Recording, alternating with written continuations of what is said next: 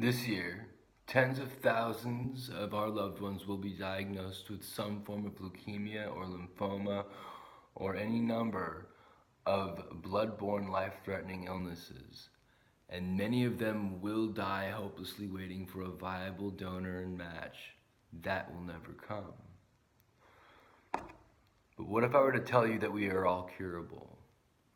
That each and every single one of us, regardless of our ethnic backgrounds, are curable.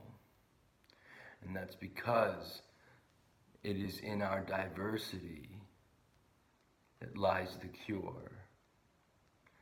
See, now we know that unrelated donors of umbilical cord blood stem cells has a higher rate of safety and efficacy than using bone marrow extracted from a blood relative. Meaning that umbilical cords cut from complete strangers, once destined for the trash, can be saved, stuck with a needle, and extracted of its cord blood into bags that can be cryogenically frozen indefinitely and used at a rate that is much safer and more effective than using bone marrow extracted from a blood relative for a bone marrow transplant.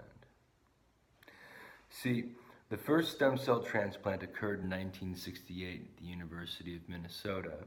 It was a bone marrow transplant. Now, there are three types of bone marrow transplants.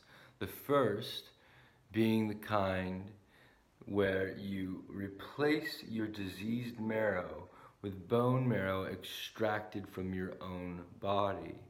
The second being the kind where you extract bone marrow from a twin, and the third and most successful of the three being that where bone marrow is extracted from a blood relative, then commingled with that of a very closely matching stranger, a third-party donor.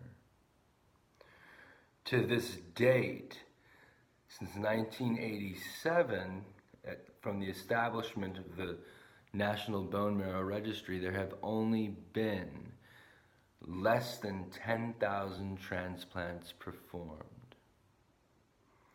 But that's appalling,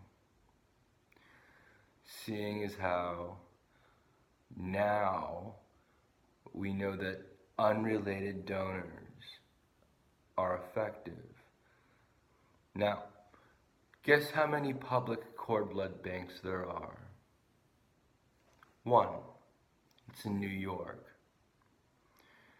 See, California has such a broad and diverse population that we should be the first state to feasibly declare in our state, in our hometowns, no patient ever need go without a match. But this isn't happening. It's not even being discussed. So I've partnered up with Dr. Paul Harker Murray, lead pediatric oncologist and hematologist for the University of Wisconsin.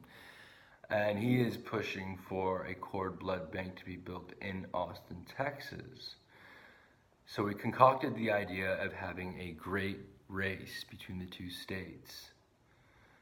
Red state versus blue state. Which state will be the first state to have a sufficient supply to make sure that every patient has a viable match? Because it is up for us to revolutionize the way we as a species ensure our survival. Now, Thomas Como speaking. fucking recording right now, Jesus.